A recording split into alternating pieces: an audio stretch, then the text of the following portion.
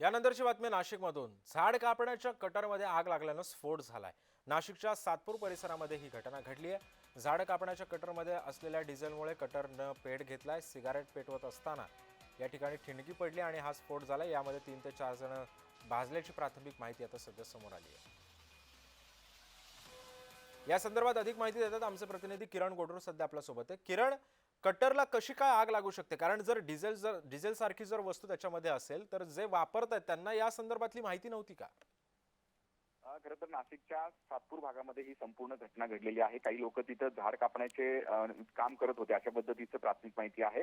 आणि ते झाड कापण्याचं जे मशीन असतं, जे कटर असतं, त्यामध्ये डिझेलचा वापर केला जातो।